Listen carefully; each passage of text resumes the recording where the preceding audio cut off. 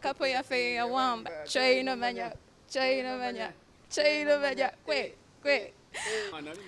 Nominating it. When I was so excited because I've done so well this year and I'm still doing good, so I was excited.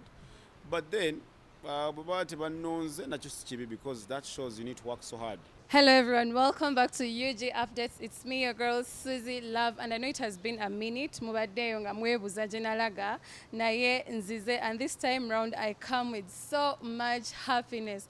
Naye ndi mukwebuza bamba weka clue, but nedda sigenda bawa ka clue because I want you people to tune in and stay tuned. So mwinza okwebuza leero because the last time you checked naline Mukisa Martha. Who am I with today? I don't know if you guys are ready. Mwema mwina kakopo kama kachai, mwina popcorn now. Kuba onogwe tule so ralero wa kabi. I need you guys to stand up, give us a drum roll because the person we have today is hot. So wengamba simanyi kola there's that sound he does. Sagala kwela bisa. I want him to do it himself. We have the none other than Crystal Panda. Aye, mama. How do you do that? Like, Aye. I hope I did it well. So he is the one that we have today, gracing our interview today. And we want to know a little bit of him. And How's everything going on? How are you doing? I'm all right. I have no problem. Hi guys, what's up? My name is Crystal Panda. Aye, Ebiruma, abayaye tuli mu struggle nyumya mibozi bya malwa. Choino manyono taina nyewe ya chama chi Uganda chenyo mamo bya kusaga. Because it's one of my favorite songs. Baina mazina, yeah. Baina mazina ge. Couple ya fe ya wamba. Choino manya kwe. Wow, I love that song so much. The first time I listened to it, I'm like, "Bana Crystal, go to the chakavi." I think ebyo namwana mbidizeri katonda nti buli muntu ena an opportunity naye ate nekyesingora okugamba abantu oba olina wooli, don't limit yourself, go ahead and do whatever you're supposed to do. Oba okola ku TV okola ku radio ojja kukozesa opportunity because the radio si yajjajjaawo aye ne TV si yakojjaawo oba yataatawo. Oba olina wooli kozesaawo weezimbe because anytime naawo bakugoba kyekyo. So before we even continue, there's this song we used to sing. Simanyi wali wa miaka ja 2000. Charwai Rugina, what am I going? I'm forgetting that song. Twaja tuli kati tugunjuse bazadde mwebale okutuwerera mama kati tugunjuse bazadde mwebale kamanyi nnyo oli wa myaka jaddi because I only thought abana ba 80s bebakamanyi leka naawe. Me, I'm a guy who started from Masaka nze sasomera Kampala ng'abaana balala but the Kampala nasomerawo just like classes in total, primary 5, primary 6 and 7. Then Sasuma S1, Sasuma S3, jumping us straight to S2, S4, then S5, S6. Nezo nazikola mchalo. So I was so familiar with so many different things. Chovola bintu emunze byenyimba, be relating to where I come from because that's my life and that's the life I grew up in and I'm proud of where I come from. I'm proud of my background. I can never run away from that. That's me. Yeah. So, for someone who wants to know, when was Crystal Panda born? Me, I'm a child of 2002. I'm a 95 baby. Yes, so you can try and see how old I am. So, and yeah. But naturally, I don't want people to look at. So many times, Mbasaga nyoga want to me akajang. Why? Because I want to sing a mwana, betunulira nnyo nti nze ndi kyali mwana muto sisobola kukola kino. Nze nkuze so kukola kino. Don't look at age as a number to limit yourself from doing different things. Neoba oli wa myaka 10, neoba oli wa myaka 15, nze ndaba abaana bangi bagagga mu US bwana buto wazale about planning it. So it's not about the age, it's about who you are na kiki oyagala okukola kikole at that time ng'okyalina obulamu gy'emyaka to me. So you're born in 1995. When do you realize that you're Crystal Panda? Like otandika ddi okutegeera and Crystal Panda nze man nali njagala nnyo okuba doctor just because mama nakula ne mama wange ate nafiirwa tata wange at an early age when I was just 10. So nze nakula ne mami wange nga twasolinga njagala kuba doctor naye nga bumanya amajja ne gabula, you know, so and I started doing different things and getting into music ngajagala chikubamu naye nga ate ne music ndaba bya kisiru ngajagala samba omupiira nga nagonda tegutambula. Oh, ina dreams nyingi nze nalinako only one dream, and that was to be a lawyer. I don't know how I ended up on TV. But then munaye katonda abeerayo ebintu nti katonda yakutegekera ekintu nga tosobola kyewala. That's you. Era yagamba ojja kuba muyimbi, but sooner or later nomala era n'okigwamu. So you want to do, so Crystal Panda was born in 1995. He had dreams of becoming a doctor, then now music and what have you. So did you start pursuing music when you're still in high school? What skills did you attend? In high school, I went to St. John's in Masaka. Then I also studied at St. Monica, also in Masaka. Then I also studied Koku Young Christian Yao in Ajana Kumbi. That's my S2. Then after S2, my mom sent us to only to Damchalo. So I did my rest of my classes more Masaka. Classes because of money. The schools must have been so lenient because Oksanga so many required meeting. Nali sharp. I was a guy who was really sharp, and my best subject was math. So I was a sharp guy.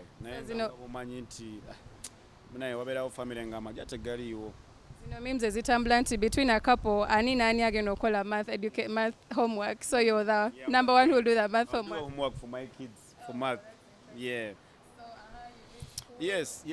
So my high school nze nainjagala nyo general, nainjagala nyo ba rap because I love people who respect their roots. I love people who follow up their roots. So music was general nga following up where you Luganda Jeruva song as a mwagala nyo nga binyumira nyo, and then getting interested, but I'm so much into football because nasomera kone kubasale ompira nenchukua mukao. Then music, after getting a job on TV, mbankweba mu interview awo ne simu awo nakuba mu kibiti awo nekinyumira nenchukua mwawo. That's the song I did with the agent Sagala Manya. Nenga luoneka studio kenabedanga kawa Kaimon ne Gloshi awo naje nasanga Binigante yo. That's before TV. Music has been in me nze ngomuntu ngasibitwala serious. It's just for fun. People tell you, oh Crystal, you can sing, you can rap. But for me, I was just doing it for fun But then after when I did a song with the band, that's Ashid, Nimane Nkolani Kampala Takoma Nemunji. I started saying myself as an artist, I saw call music. Then this year I'm taking us serious. Yeah.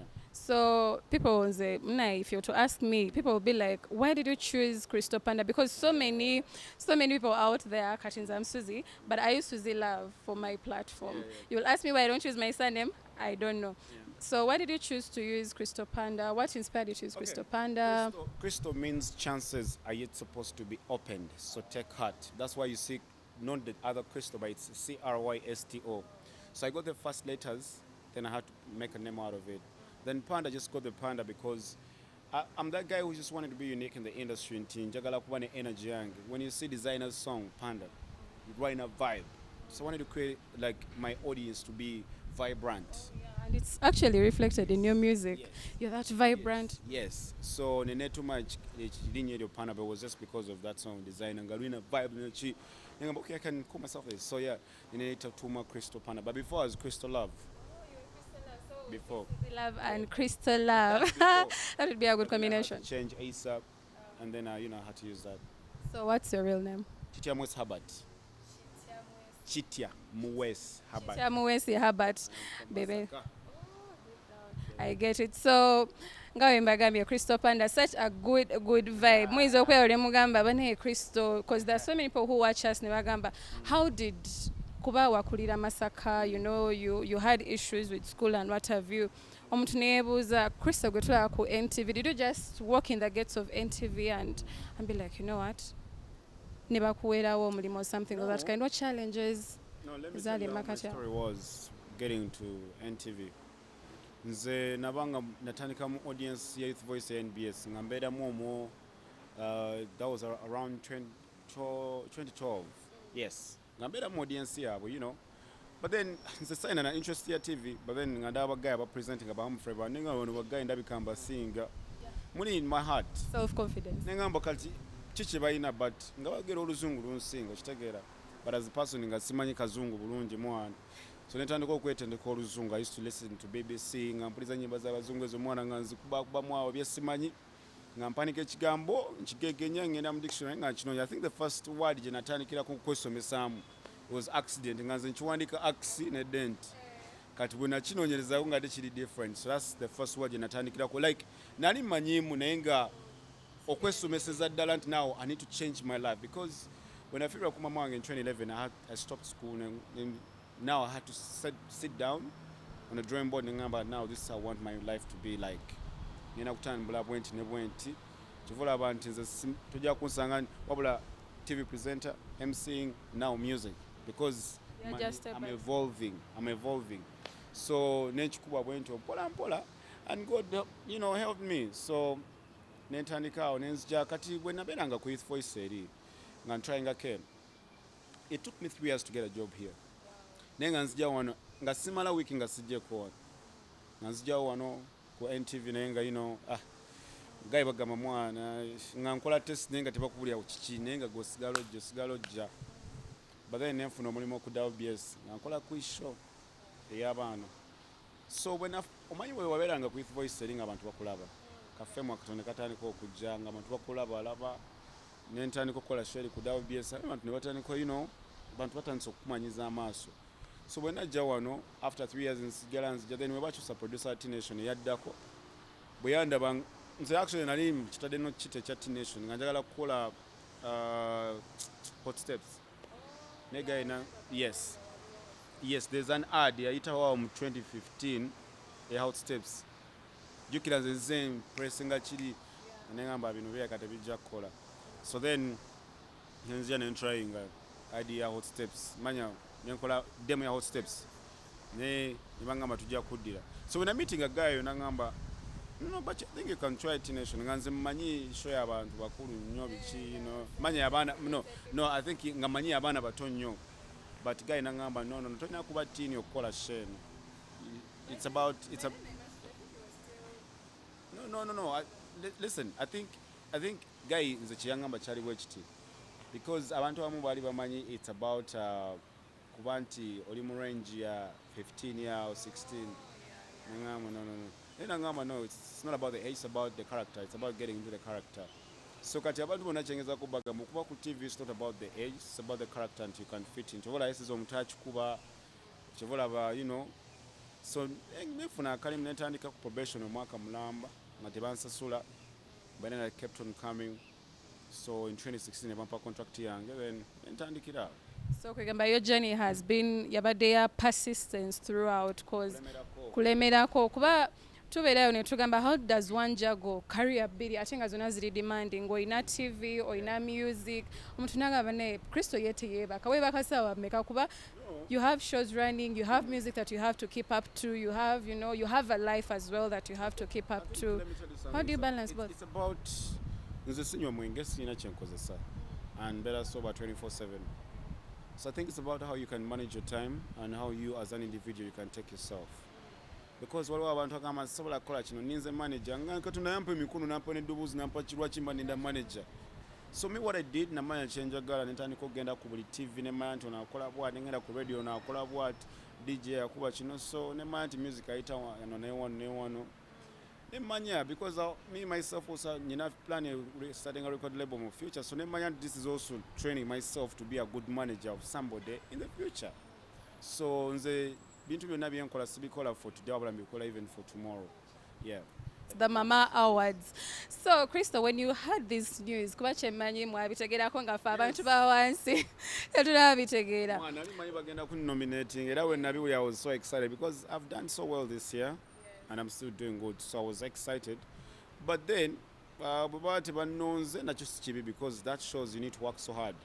That's something that showed me this year you thought you did well, but no, they have not seen you, so that means you need to put in more effort. So next year I'm hoping to work so hard. But then bebalonze bonna obayimbi bakola balina bafaani. So but then if I was asking myself criteria kije bade batunulira okulonda abantu bano. Chimbali njagala okubuza because you oyinza otunula mu category eyo nga mulimu abantu abamu maybe nga bakibaddemu for quite some time. Don't you think mulimu this year tebabadde na nnyimba zitambula? So maybe bongamba nti ba considering okuva from 2019 to 2020. What are the criteria they used to select? That's why I'm nange nebuuza because simanyi. When I talked to a couple of people in Bangladesh, you need to send in your music, submit, which I didn't do because I didn't know about it. I was so green about it. Nebangamba simanyi batunia from 2019 to 2020. Nengamba, hey, okay, John Black falls in that because you collaborated last year, but this year, you know. So Nengamba, you know, but then my other question, John Black actually breakthrough artist because I've had there for a long time. Obanga muzala yemuko nzazan, you know, but then that's MTV. Beba manyi bebalaba eranze I can't judge them, but as a person naina bibuzo nga sina bidamu. But then yena buli gwe balonda muyimbi ayina bafani era I think bafani bajja kulonda naffe tujja kulonda abetwagala. So yeah, all the best for everybody who was nominated. Because I'm someone who loves giving credit where I do. Era nabadde abadde basuubira okuba nti Jolie mu awards ezo naye ate tulina ne Buzz Scenes Awards. How is it going so far? I was nominated 8 times, so I think I'm waiting for, you know, when the awards are going to happen. But I'm going to be performing. So yeah. So we are expecting a windfall from your side. Yes. Then njagala finding out about the Mama Awards.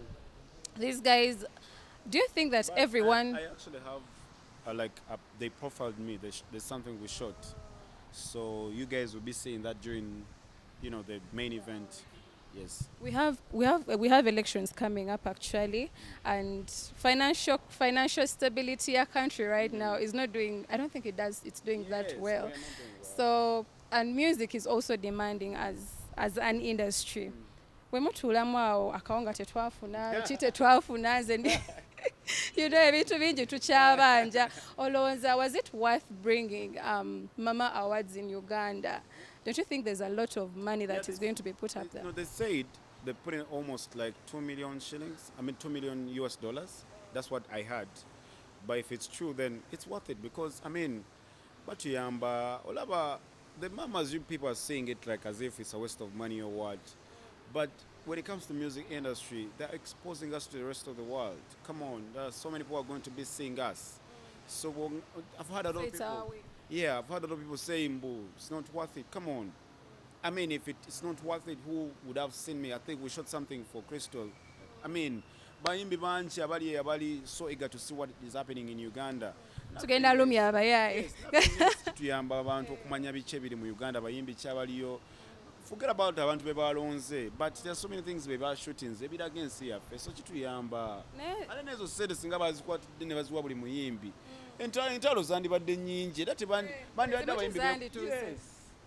Leka nabo bajje wakajanja sente we zaalaze weewo babali be baziwadde baziridde as an industry. Yes. So one last question, or one of the last questions that I'm to ask you. Abayimbi lwaki wekituuka kweyo point y'okuvotinga? Do you think Ugandans are supportive when it comes to voting oba beenyigira nnyo mu ba international artists? Why do you think it happens that way? I'm not going to say all Ugandans, but some few Ugandans ebintu babiteekamu feeling ono simuwagira sijja mwogende nga ate wawadi bw'ogiwangula egenda kuweesa Uganda respect n'ekitiibwa, you know. So but I think man abantu abamu munnaye simanyi oba bakula batya. Roza lwaki abamu tebabawa abalala ne babawa? Is it the voters or the artists? Ebyokunominatinga ebyokulonda abantu anti kigamba abantu babiteekamu feeling nti mumpagira Kristo sijja kulonda fix ebyo byakito bwebeera balonda omuntu waba ng'omuntu ali up for, you know, for nomination nga bamulonze oba kale nga ali up for voting bwabanga ava mu Uganda tukola ensensi zisinga zitusinga endala Nigeria balonda wamu naye kakati wano tetulina data tetumanyi engeri gye tulina okulonda mwina data atukuba ne mutuvuma musimanyi oyambadde bubi simanya byoyimba tebiriiyo kati data oyo mumukozese ayina kyanze ngamba abavubuka olina data wooguze siringi 10 data gwe nojja ovume Kristo nze maani nze ni mukola gw'oli ku data wooyo kya so data gwe wandikozeemu n'ozimba page yo n'oposting ebintu ebirimu amagezi n'ofuna ba clients ne bajja ne bakuwa influencing gigs gw'oli ku Kristo okuba so nze nkubiriza abavubuka bave mu oyo gasiya batandika okukola ebintu ebirimu amagezi because come on next year 2020 abantu right now ndoza mukirabye obwavu bukubya abayaye abantu badde tebalya balinda kawunga ati kubamu akasente ko kewayononanga ng'ovuma omuyimbi ndowooza badde bagamba kale data wange nayononanga nvuma gundi singa akasente nakasaving. So twejjemu embeera eyo right now 2021 tandike okukola ebintu ebirimu amagezi, gulawo page yo giteeka ebintu ebirimu amagezi, omuntu ajja kusukulinga agambe okay alabe akwe business, because right now abaana abasinga bafuna sente mu influencing gigs. Waliwo omwana nga ye talina na mulimu wabula ye bamukubira jangu influencing because alina following ennene n'atandika opostinga ne bamuwa akakaddeke gwe kwojja okutuyanira omwezi ng'oli kuvuma gundi. Yes kyekyo. So I must ask you this question. Has COVID been a win for you or a loss for you? Kuba abangi abasinga bagamba ebane COVID yaja, we are not working, tuli mayumba. Because I feel fine, I was kind of known, but before COVID I was kind of known. But now I'm known because now zokungola ko interview because of the music. So it's a win for me. Money sente zijja kujja because tebanzala na sente. Abagamba nti music kwatadde ebirowoozo byonna ekifo ky'ocreating something else. What do you tell such people? Ekizibu bw'obanga oli muyimbi kagoto otunulira akasente kava mu music, then I think you need to sit down odrawinge ogambe ki, because nze ng'omuntu ndi MC bwe mba music talese bajja kumpa gigi ya MC wano ku TV nja kufuna, nja kuteeka event yange abantu bajje. So olaba ebintu ebyo byonna nti mbikola naye kakati gwe bwonna dda n'ogamba muninze kuba hit katonda na ogenda kusafaringa nnyo. Thank you so much Panda. Naye njagala olekereyo akagambo kamu eri ba youth abatulaba kuba abangi bagamba nze njagala kubeera nga Kristo nga tamanyi journey ya Kristo. You know, they say you do not know what someone has been through until you fit in their shoes. What do you tell those youth there watching nga kye bayinza okuyiga through your story? And let me tell you something. Bw'obanga oli orphan obanga simanya tolina maama oba tolina biki tolina taata si musango gwo ate si gwo. So sifena tetulina bazadde ne tuli successful ate tukyeyongera maaso ate tugenda maaso tukola. So what I can tell you, don't use that as an excuse because I lost my mom, I can't do. No. Get up, work for yourself, because I mean it's never your problem to be born in a poor family, but it will be your problem to die poor and your family to be poor. So get up right now, okole ekyo nekyetaagisa abaana bo bakolere muve mu byokugira biki okitegeera ne oba wavaawa abakabi bava mu ghetto nze mbuli ayo wakabi yenna nga ava eri era abakabi bonna bava eyo wansi ne bajja nga bakola. So obanga oli mwana wa ghetto oli mwana wa wansi eyo, get up right now, werwaneko okole mwana, because abantu baagala bakozi. Era nange nankozeko interview because I'm somewhere, teri ajja kunoonya nga tolina wooli. And tebajja kunoonya. So kola nnyo abantu bafube tukulaba nti gundi ono yandi muve mu byokwejerega ate muve ne mu bya politics okulwanagana, wagira gw'oyagala nona wagire gw'ayagala, tuvemu entalo ezo. Mbagaliza omwaka omujja ate mbagaliza ne Merry Christmas na buli kimu mwana mbeere bulungi, mbagala nnyo. Thank you so much. That has been Crystal Panda. Mwizeko bintu bingi goba abadde atula obadde onyumirwa kaviiri ng'onyumirwa ki, but besides that I've learned so much things. There is nothing that you're going to achieve nga tokoze namaanyi, So thank you so much. Mwena abatulaba mbagala nnyo from me to you. Till next time.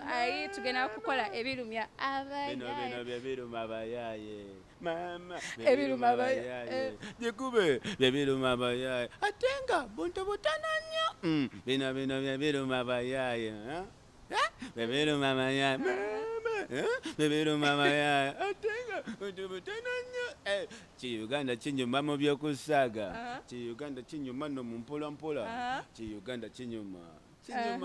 Uganda kinyuma. Ai mama. Thank you so much.